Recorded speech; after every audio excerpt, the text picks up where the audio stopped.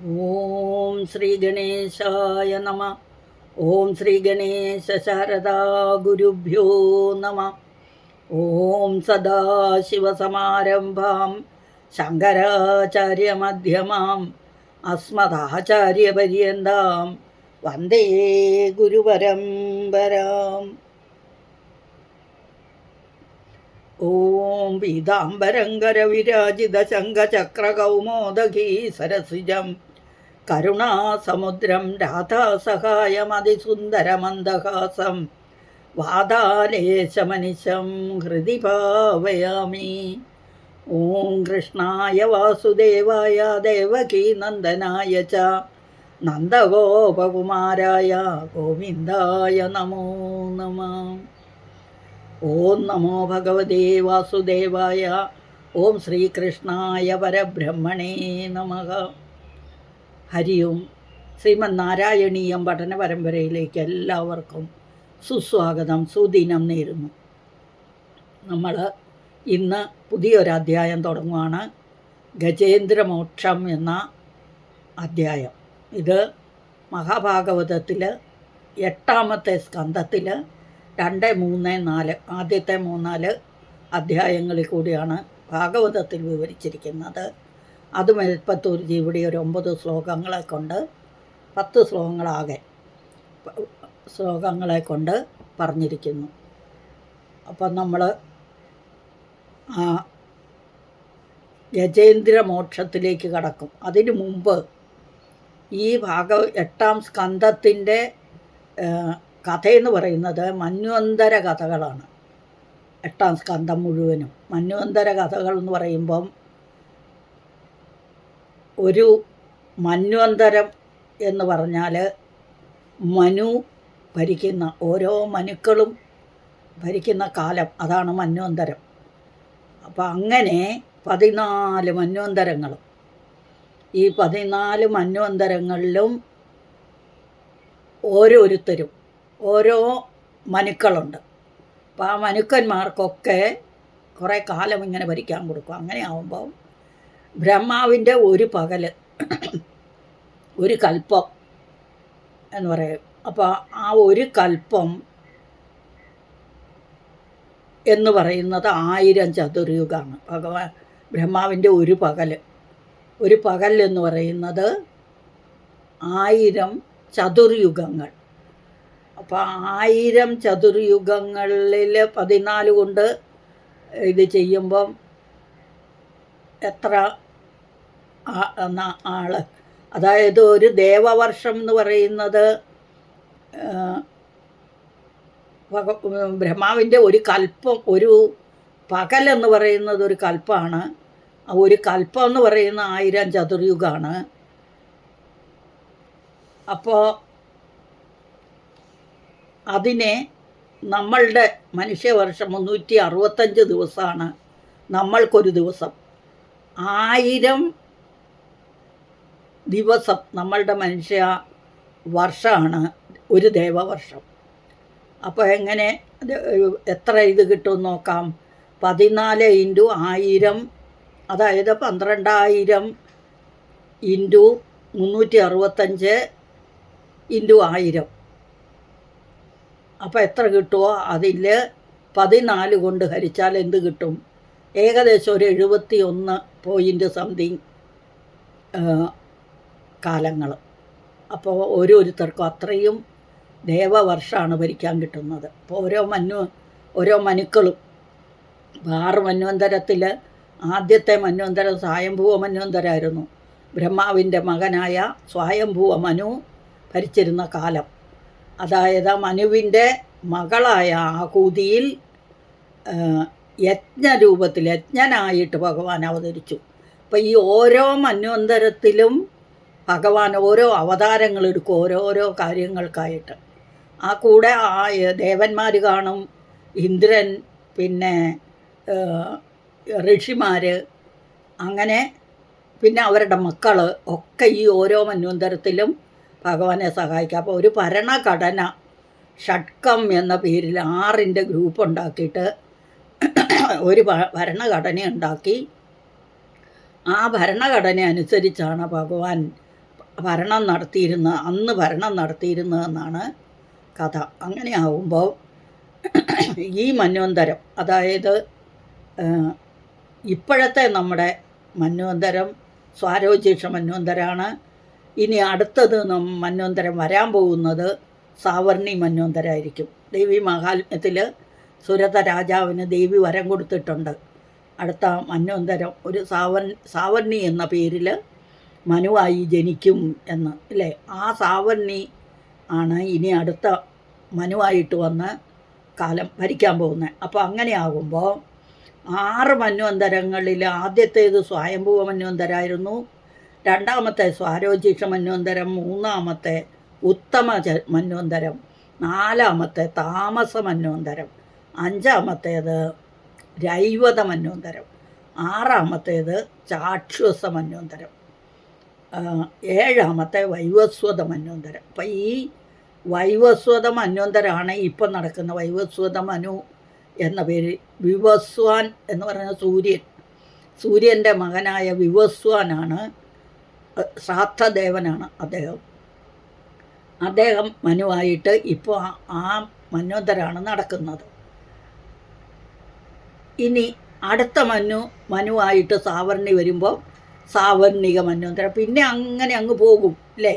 അവരുടെ ഇതായിട്ട് ഇന്ദ്രമന്വന്തരം, രുദ്രമന്വന്തരം, സാവർണി മന്വന്തരം, ഇങ്ങനെ ഓരോന്നോരോന്ന് വരുണ മന്വന്തരം, ഇങ്ങനെ ഓരോന്നോരോന്ന് വന്ന് പോകും. അങ്ങനെ അവരുടെ മക്കളുടെ മക്കൾ, അങ്ങനെ ആ കൂടെ ഭൂമി ചക്രവർത്തിയായ ഇന്ദ്രനും, പിന്നെ ഇന്ദ്രൻ ഉണ്ടായിരിക്കും, മനു ഉണ്ടായിരിക്കും, കൂടാതെ സപ്തർഷികളുണ്ടാവും, ഇവർക്ക് 12 ആദിത്യന്മാരുണ്ടാവും, എല്ലാവരും ഉണ്ടാവും. പക്ഷേ ഇവർക്കൊക്കെ വ്യത്യാസം വരാം, പക്ഷേ ഈ സ്ഥാനത്തിന് മാറ്റം വരില്ല.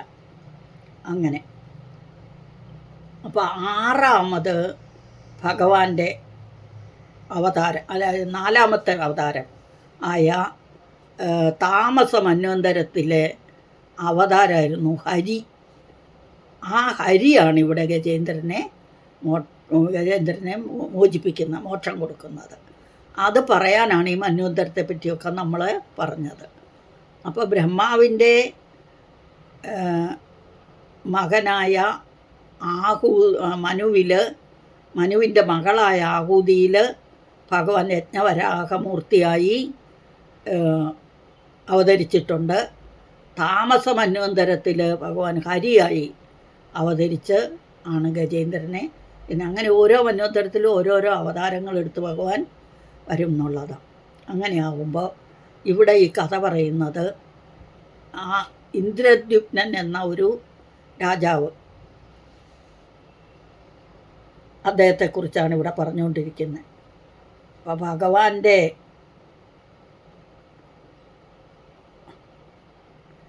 ഈ 14ാമത്തെ 14 മന്വന്തരങ്ങളിൽ ഉണ്ടായ കഥ കേൾക്കണം എന്ന് പരീക്ഷിത്ത് രാജാവ് ശുകനോട് അപേക്ഷിച്ചപ്പോൾ ഈ മനുവിനെക്കുറിച്ചും മനുവിൻ്റെ കഥയെല്ലാം കേട്ടാൽ കൊള്ളാമെന്ന്, എനിക്ക് കേൾക്കണം എന്ന് ചോദിച്ചപ്പോഴാണ് ഈ ഗജേന്ദ്രമോക്ഷം എന്ന കഥ 8ാം സ്കന്ധത്തിൽ ഈ 2, 3, 4 അധ്യായങ്ങളിലായിട്ട് ശുകമഹർഷി വിവരിച്ചു കൊടുക്കുന്നത്. ഇത്രയൊക്കെ നമുക്ക് അറിഞ്ഞാൽ മതി. ഇനി നമുക്ക് ഇതിലേക്ക് പോകാം. ആദ്യം ഞാൻ ശ്ലോകം വായിക്കാം. ആദ്യത്തേത്: അഥ ശ്രീമദ് നാരായണീയെ ദശകം 26 ഗജേന്ദ്രമോക്ഷം. 8ാം സ്കന്ധാണിത് ഭാഗവതത്തിലെ. ഓം ഹരിശ്രീ ഗണപതയേ നമ. അവിഘ്നമസ്തു. ആദ്യം വായിക്കാം ആദ്യത്തെ ശ്ലോകം. ഇന്ദ്രദ്യുപ്ന പാണ്ഡ്യഖണ്ഡാധിരാജഃ ത്വദ്ഭക്താത്മാ ചന്ദനാദ്രൗ കദാചിത് ത്വൽസേവായാം മഗ്നധീരാലുലോകേ നൈവാഗസ്ത്യം പ്രാപ്തമാദിത്യകാമം. വാക്കുകൾ നോക്കാം എന്തൊക്കെയാണ്. ഇന്ദ്രദ്യുപ്നഃ പാണ്ഡ്യഖണ്ഡാധിരാജഃ. പാണ്ഡ്യഖണ്ഡത്തിൻ്റെ രാജാവ്, അധിപതിയായ രാജാവ്. ത്വത്ഭക്താത്മാ, ത്വത് ഭക്താത്മാ, ത്വത്ഭക്താത്മാ. ചന്ദനാദ്രൗ, ചന്ദന അദ്രൗ, ചന്ദനാദ്രൗ കഥാചിത് ത്വത് സേവായാം, ത്വൽസേവായാം മഗ്നധീഹി ആലുലോകേ, മഗ്നധീഹി ആലുലോകേ, മഗ്നധീരാലുലോകേ. ന ഏവ അഗസ്ത്യം, നൈവാഗസ്ത്യം, ന ഏവ അഗസ്ത്യം പ്രാപ്തം ആദിത്യകാമം, പ്രാപ്തം ആദിത്യകാമം, പ്രാപ്തം ആദിത്യകാമം ഒന്നിച്ച് വരും അവിടെ. അപ്പം ഇതാണ് വാക്കുകൾ. ഇനി ആ വാക്കുകളുടെ അർത്ഥം എന്താണെന്ന് നമുക്കൊന്ന് നോക്കാം. ഇന്ദ്രദ്യുപ്നൻ എന്നു പേരുള്ള പാണ്ഡ്യരാജ്യ ഖണ്ഡത്തിൻ്റെ ഇങ്ങനെ പല ഖണ്ഡങ്ങളായിട്ട് തിരിച്ചാണല്ലോ അല്ലേ, ചോളരാജ്യം, പാണ്ഡ്യരാജ്യം ഓരോന്നും. അപ്പം ഇതിവിടെ ഈ പാണ്ഡ്യരാജ്യം എന്ന് പറയുക, പാണ്ഡ്യഖണ്ഡം എന്ന് പറയുന്നത് തമിഴ്നാട്ടിൻ്റെ മധുര ക്യാപിറ്റലായിട്ട് ഉള്ള ഇതാണ് തമിഴ്നാട്. അതാണ് പാണ്ഡ്യരാജ്യം, പാണ്ഡ്യഖണ്ഡ ആദിരാജക. അങ്ങനെ പല ഇതുണ്ടായിരുന്നു, ഭൂഖണ്ഡ അങ്ങനെ തിരിച്ചിട്ടുണ്ടായിരുന്നു. ചോളം, പിന്നെ അങ്ങനെ പലതും. അതിൽ ഈ പാണ്ഡ്യ രാജ്യത്തിൻ്റെ രാജാവായിരുന്ന ഇന്ദ്രദ്യുപ്നൻ, ത്വൽഭക്താത്മാ, ഭഗവാന്റെ ഭക്തനായിരുന്നു. ബ്രഹ്മാനന്ദ സ്വരൂപനായ ഭഗവാന്റെ ഭക്തനായിരുന്നു. ചന്ദനാദ്രൗ, ചന്ദനാദ്രൗ, ചന്ദന അദ്രി എന്ന് പറഞ്ഞാൽ പർവ്വതം. അപ്പം ചന്ദനപർവ്വതത്തിൽ, ഏതാണ് ചന്ദനപർവ്വതം?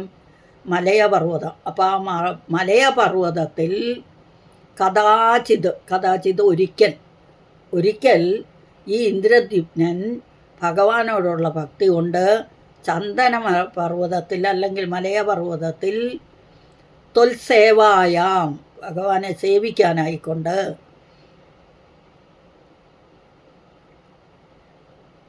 ഇവിടെ ആ സേവയെന്ന് പറയുന്ന ധ്യാനമായിരുന്നു. അതായത് നിർഗുണ ബ്രഹ്മോപാസനയാണ് ഇദ്ദേഹം ചെയ്തത്, സഗുണ ബ്രഹ്മോപാസന അല്ല.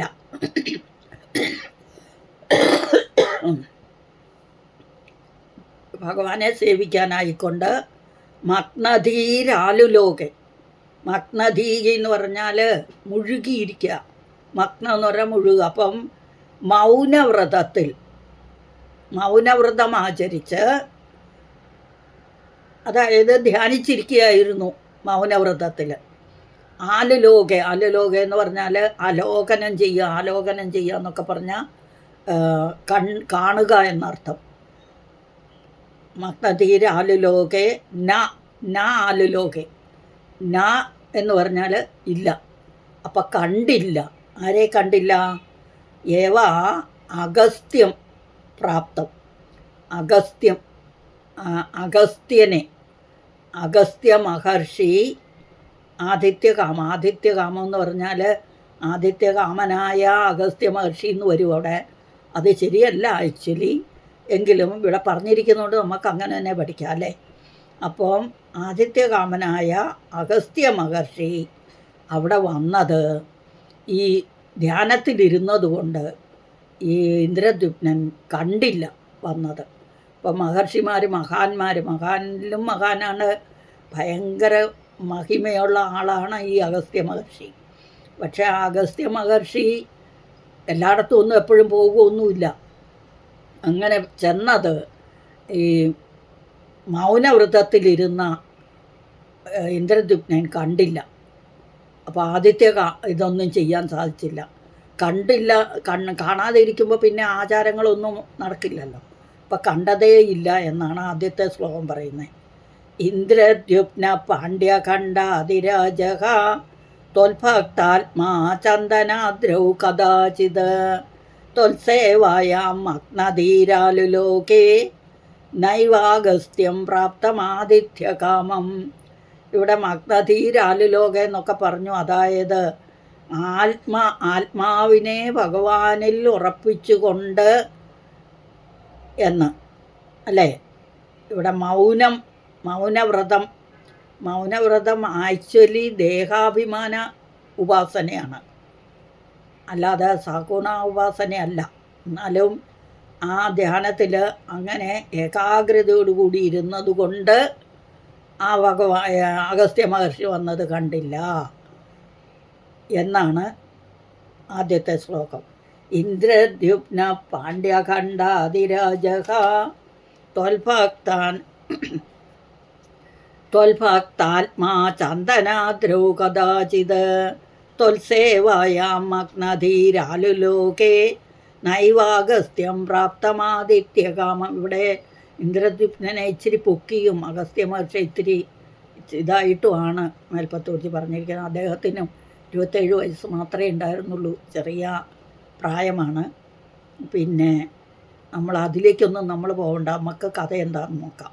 അപ്പോൾ ഭാരതത്തിൻ്റെ തെക്ക് ഭാഗത്തുള്ള പാണ്ഡ്യ ഖണ്ഡത്തിലെ, അതായത് ഒരു ഭൂഖണ്ഡമാണ് പാണ്ഡ്യ രാജ്യം. അപ്പോൾ അവിടുത്തെ രാജാവും ഭഗവാന്റെ ഭക്തന്മാരിൽ ഉത്തമനായിരുന്ന രാജാവുമാണ്, ഭഗവാന്റെ ഭക്തനുമായിരുന്നു ഇന്ദ്രദ്യുപ്നൻ എന്ന ആ രാജാവ്. ഒരിക്കൽ മലയപർവ്വതത്തിൽ ഭഗവാൻ സേവയിൽ ലയിച്ചിരുന്നപ്പോൾ, അതാണ് മഗ്നധീഹി ലയിച്ചിരുന്നപ്പോൾ അവിടെ അതിഥിയായി വന്നു ചേർന്ന അഗസ്ത്യ മഹർഷിയെ അങ്ങയുടെ ആരാധനയിൽ ദത്തശ്രദ്ധനായിരുന്നതുകൊണ്ട്, മനസ്സിൻ്റെ ഏകാഗ്രമായി അങ്ങയിൽ തന്നെ ലയിച്ചിരുന്നതുകൊണ്ട് കാണാൻ സാധിച്ചില്ല, കണ്ടതേയില്ല. അഗസ്ത്യ മഹർഷി വന്നത് കണ്ടതേയില്ല എന്ന് ആദ്യത്തെ ശ്ലോകം. ഇന്ദ്രദ്യുപ്ന പാണ്ഡ്യ ഖണ്ഡാതിരാജ ത്വൽഭക്താത്മാ ചന്ദനാദ്രൗ കദാചിത് ത്വൽസേവായാം മഗ്നധീരാലുലോകേ നൈവാഗസ്ത്യം പ്രാപ്തമാദിത്യകാമം. ഇനി രണ്ടാമത്തെ ശ്ലോകം എടുക്കാം. രണ്ടാമത്തെ ശ്ലോകത്തിൽ കുംഭോത്ഭൂതി സംഭൃത ക്രോധഭാരക സ്തപ്താത്മാത്വം ഹസ്തിഭൂയം ഭജേതി ശപ്ത്വാധീനം പ്രത്യഗാസോവിലേഭേ ഹസ്തീന്ദ്രത്വം ത്വൽസ്മൃതി വ്യക്തിധന്യം. കുംഭോത്ഭൂതി, കുംഭോത്ഭൂതി സംഭൃത സ്തപ്താത്മാ ത്വം ഹസ്തിഭൂയം ഭജ ഇതി ഭജേതി ശപ്ത്വാ അഥ ഏനം പ്രത്യഗാത്, അതാണ് ശപ്ത്വാധീനം എന്ന് വന്നത്. പ്രത്യഗാത് സഹ അഭി ലേഭേ ഹസ്തീന്ദ്രത്വം ലേഭേ, സഹ അഭി ഹസ്തീന്ദ്രത്വം ലേഭേ ത്വൽസ്മൃതി വ്യക്തിധന്യം. ഇവിടെ ഈ ഇന്ദ്രദ്യുപ്നൻ അഗസ്ത്യ മഹർഷി വന്നത് കാണാതിരുന്നപ്പോൾ അഗസ്ത്യ മഹർഷിക്ക് ക്രോധമുണ്ടായി. നീ എന്ത് ഇത് ചെയ്യുമായിരുന്നു, ഞാൻ വന്നത് കണ്ടേയില്ല, എന്നെ ഗൗനിച്ചില്ല. അത് ആക്ച്വലി ആദിത്യകാമമൊന്നുമില്ല, ആദിത്യകാമനായ ഋഷിയൊന്നുമല്ല. പക്ഷേ അച്ഛനമ്മമാർ മക്കളെ എന്തിനാണ് ശിക്ഷിക്കുന്നത്? അല്ലെങ്കിൽ ആ അദ്ദേഹത്തിന് നല്ലതിന് വേണ്ടിയാണ് അത് ചെയ്തത്. പക്ഷേ ഇവിടെ തിരിച്ചു പറഞ്ഞിരിക്കുന്നു, നമ്മൾ അങ്ങനെയൊന്നും വ്യാഖ്യാനിക്കാൻ പോകണ്ട. മൂഢന്മാരെ അറിവില്ലാത്തവർ പറയും അഗസ്ത്യ മഹർഷി നല്ലവനല്ല, ഇന്ദ്രദ്യുപ്നനാണ് നല്ലതെന്നൊക്കെ ഇത് കേൾക്കുമ്പോൾ. പക്ഷെ അങ്ങനെയല്ല, ഓരോന്നിനും ഓരോ കാരണമുണ്ട്. അപ്പോൾ കുംഭോത്ഭൂതി സംവൃത ക്രോധഭാരക സ്തപ്ത ആത്മാ ത്വം ഹസ്തിഭൂയം ഭജ ഇതി ശപ്ത്വാ അഥ ഏനം പ്രത്യഗാത് സഹ അഭി ലേഭേ ഹസ്തീന്ദ്രത്വം ത്വത്സ്മൃതി വ്യക്തിധന്യം. ഇനി വാക്കുകളുടെ അർത്ഥം നോക്കാം. കുംഭക, കുംഭം എന്ന് പറഞ്ഞാൽ കുടം. കുംഭോത്ഭൂതി, കുടത്തിൽ നിന്ന് ഉത്ഭവിച്ചവൻ. കുംഭോത്ഭൂതി, ഒരു കുംഭസംഭവനാണ് അഗസ്ത്യ മഹർഷി. കുംഭത്തിൽ നിന്ന് ഉണ്ടായവൻ. സംഭൃത ക്രോധപര, ക്രോധത്തെ സംഭരിച്ചു വെച്ചത്. ക്രോധപാര എന്നൊക്കെ ഇവിടെ പറയുന്നത് അഗസ്ത്യ മഹർഷിയുടെ മഹിമ ആണ് അവിടെ. അപ്പം കുംഭത്തിൽ നിന്ന് ഉണ്ടായ ക്രോധത്തോടു കൂടിയ ആ അഗസ്ത്യ മഹർഷി ഈ സ്തബ്ധാത്മാത്വം, സ്തബ്ധ എന്ന് പറഞ്ഞാൽ തൂണുപോലെ അനങ്ങാതെ ഇരുന്ന, കണ്ടില്ലല്ലോ അഗസ്ത്യ മഹർഷി. അപ്പം ഈ ആദിത്യ മര്യാദയൊന്നും ചെയ്തില്ല. തൂണുപോലെ ഇരുന്ന നീ ആനയായി പോകട്ടെ എന്ന് ശപിച്ചു. ഹസ്തിഭൂയം, ഹസ്തി ആന, ആന ആയി ഭവിക്കട്ടെ എന്ന് ശപിച്ചു. ശബ്ദ അഥയേന, അവനെ നീ ആനയായി പോകട്ടെ എന്ന് ശപിച്ചു. എന്നിട്ടോ ഋഷി പെട്ടെന്ന് മടങ്ങിപ്പോവുകയും ചെയ്തു. അഗസ്ത്യ മഹർഷി പെട്ടെന്ന് മടങ്ങിപ്പോവുകയും ചെയ്തു. ശപിച്ചിട്ടങ്ങ് പോയി. സഹാബി, അവനാകട്ടെ, ആ ഇന്ദ്രദ്യുമ്നാകട്ടെ, ലേഭേ ഹസ്തീന്ദ്രത്വം പ്രാപിക്കുകയും ചെയ്തു. ആനയായി തീരുകയും ചെയ്തു.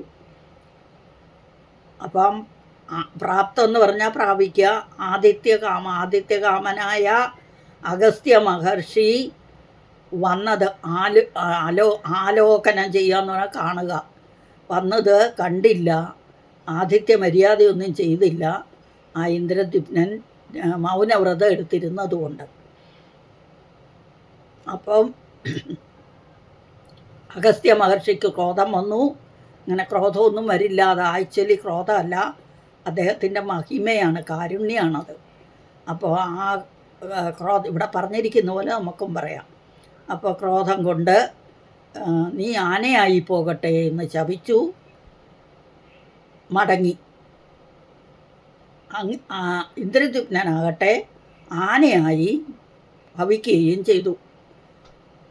അപ്പോൾ ലാസ്റ്റ് ആനയായി തീർന്നു. ആ ആനയെ മുതല പിടിച്ച് കാലിൽ പിടിച്ച് വലിച്ച് കഥയതാണ്. കഥ നമുക്ക് ഓരോ ശ്ലോകങ്ങൾ എടുക്കുമ്പോൾ കഥകൾ പറഞ്ഞും കൂടിപ്പാം. ഇതിൽ കഥ പറയാൻ നിന്നാൽ നമ്മുടെ ഈ ഇത് മുമ്പോട്ട് പോയില്ല. അപ്പം കുംഭോത്ഭൂതി സംവൃത ക്രോധഭാരക സ്തബ്ധ ആത്മാത്വം ഹസ്തിഭൂയം ഭജായിതി, നീ ആനയായി പോകട്ടെ എന്ന് ശപിച്ചു. പോയി, മടങ്ങിപ്പോയി. പ്രത്യഗാത, പ്രതി അഗാധാണ് പ്രത്യഗാതായി മാറിയത്. അപ്പം അഗാധം എന്ന് പറഞ്ഞാൽ പോവുക, പ്രത്യഗാത് മടങ്ങിപ്പോവുക എന്നർത്ഥം. ഇനി ആദ്യത്തെ ശ്ലോകത്തിൻ്റെ അർത്ഥം നമുക്കൊന്ന് നോക്കാം. ഇന്ദ്രദ്യുപ്ന പാണ്ഡ്യ കണ്ഠാതിരാജഃ ത്വൽഭക്താത്മാ ചന്ദനാദ്രൗ കദാചിത് ത്വൽസേവായാം മഗ്നധീരാലുലോകേ ത്വൽസേവായാം മഗ്നധീഹി ആലുലോകേ, ആലോകനം ചെയ്യുക, കാണുക എന്നർത്ഥം. ന ആലുലോകെ എന്ന് പറഞ്ഞാലോ കണ്ടില്ല. നൈവാഗസ്ത്യം പ്രാപ്തമാദിത്യകാമം, ഭാരതത്തിൻ്റെ ദക്ഷിണഭാഗത്തുള്ള പാണ്ഡ്യഖണ്ഡത്തിലെ രാജാവും അങ്ങയുടെ ഭക്തന്മാരിൽ ഉത്തമനുമായിരുന്ന ഇന്ദ്രദ്യുപ്നൻ ഒരിക്കൽ മലയപർവ്വതത്തിൽ ഭഗവത് സേവയിൽ ലയിച്ചിരുന്നപ്പോൾ അവിടെ അതിഥിയായി വന്നു ചേർന്ന അഗസ്ത്യ മഹർഷിയെ, അതിഥിയായി വന്നു എന്ന് പറയുന്നത് തന്നെ ഇതല്ല അല്ലേ? ഓർത്ത് നോക്കുക, രാമായണത്തിൽ ശ്രീരാമദേവൻ അഗസ്ത്യ മഹർഷിയെ കാണാൻ ചെന്നപ്പോഴുണ്ടായ അഗസ്ത്യ മഹർഷി ശ്രീരാമനെ എങ്ങനെയാണ് ഇത് ചെയ്തത്. ശ്രീരാമൻ തന്നെ അഗസ്ത്യ മഹർഷിയെ പറ്റി പറയുന്നുണ്ട്. അഗസ്ത്യ മഹർഷി കൊച്ചാളൊന്നുമല്ല, കാണാൻ കൊച്ചാണ്. കുംഭത്തിൽ നിന്നുണ്ടായ ഒരു ചെറിയ കുടം പോലെ ഇരിക്കും. കുംഭം എന്ന് പറഞ്ഞാൽ കുടം, അതിൽ നിന്ന് ഉത്ഭവിച്ചവൻ. അപ്പോൾ ഒരു കുടം പോലെ കുള്ളനാണ് ആൾ, ചെറിയ ഒരു ആളാണ്. അപ്പം ആ അഗസ്ത്യ മഹർഷിയുടെ മാഹാത്മ്യം രാമായണത്തിൽ നന്നായിട്ട് വിവരിക്കുന്നുണ്ട്. അപ്പോൾ അവിടെ ആ അഗസ്ത്യ മഹർഷിയെ കണ്ടില്ല, ധ്യാന മൗനവ്രതത്തിലിരുന്നതുകൊണ്ട്. അപ്പം മനസ്സിൻ്റെ ഏകാഗ്രത കൊണ്ടെന്നൊക്കെ പറഞ്ഞിട്ടുണ്ട് ഇവിടെ മേൽപ്പത്തൂർജി. അങ്ങനെ കുംഭോത്ഭൂതി സംഭൃത ക്രോധഭാരക സ്തപ്താത്മാഹസ്തി ഭൂയം ഭജേതി സപ്ത്വാധീനം പ്രത്യകാസോ വിലേപേ ഹസ്തീന്ദ്രത്വം ത്വസ്മൃതി വ്യക്തിധന്യം. അത് ത്വസ്മൃതി വ്യക്തിധന്യം എന്ന് പറഞ്ഞത് ആ സ്മൃതി, ഭഗവാന്റെ ഒരു സ്മരണ മാത്രം മതി രക്ഷപ്പെടാൻ. അതാണ് ഇവിടെ ധന്യമായ ആ പ്രകാശം ആ ഭഗവാൻ വന്ന. അപ്പോൾ ക്രുദ്ധനായ മഹർഷി യാതൊരു ഇതും കൂടാതെ സ്തംഭിച്ചിരിക്കുന്ന നീ ആനയായി പോകട്ടെ എന്ന് രാജാവിനെ ശപിച്ചിട്ട് പോയി. തൻ്റെ മനുഷ്യജന്മത്തിലെ ഭഗവത് ഭക്തിയാൽ ആർജിച്ച ആ പണ്ട് ചെയ്ത സുഹൃതം കൊണ്ട് അദ്ദേഹം അതിശ്രേഷ്ഠനായ ഒരു ഗജേന്ദ്രനായി മാറി. അപ്പം അങ്ങനെയാണ് ഇന്ദ്രദ്യുമ്നൻ ഗജേന്ദ്രനായി മാറിയത്. അപ്പോൾ ഗജേന്ദ്ര മോക്ഷത്തിലെ ഗജേന്ദ്രനെ പറ്റിയാണ് നമ്മൾ ഇത്ര നേരവും പറഞ്ഞത്. ഇനി ഒന്നുകൂടെ വായിക്കാം. അഥ നാരായണീയെ ദശക 26 ഗജേന്ദ്രമോക്ഷം ഇന്ദ്രദ്യുപ്ന പാണ്ഡ്യഖണ്ഡാതിരാജക. എങ്ങനെ പുസ്തകത്തിൽ കിടക്കുന്നോ അങ്ങനെ നിങ്ങൾ വായിച്ചാൽ മതി. ഞാൻ തിരിച്ചു പറഞ്ഞു തരുന്നത് ചിലരത് പിരിച്ചു തന്നെ വായിക്കും. അങ്ങനെ വായിക്കണ്ട, പിരിച്ചു പറഞ്ഞു തരുന്നത് പഠിക്കാൻ വേണ്ടിയാണ്. ഇന്ദ്രദ്യുപ്ന പാണ്ഡ്യഖണ്ഡാതിരാജക ത്വൽഭക്താത്മാ ചന്ദനാദ്രൗ കഥാചിത് ത്വൽസേവായാം അഗ്നധീരാലുലോകേ നൈവാഗസ്ത്യം പ്രാപ്തമാദിത്യകാമം നായേവാഗസ്ത്യം നൈവാഗസ്ത്യം കുംഭോത്ഭൂതി സംഭൃത ക്രോധഭാരക സ്തപ്താത്മാത്വം ഹസ്തിഭൂയം ഭജേതി സപ്ത്വാധീനം പ്രത്യകാസോ വിലേപേ ഹസ്തീന്ദ്രത്വം ത്വസ്മൃതി വ്യക്തിധന്യം. അപ്പോൾ അടുത്ത ക്ലാസ്സിൽ വരും വരേക്കും ഹരി ഓം നാരായണ. സകലം ശ്രീകൃഷ്ണാർപ്പണമസ്തു.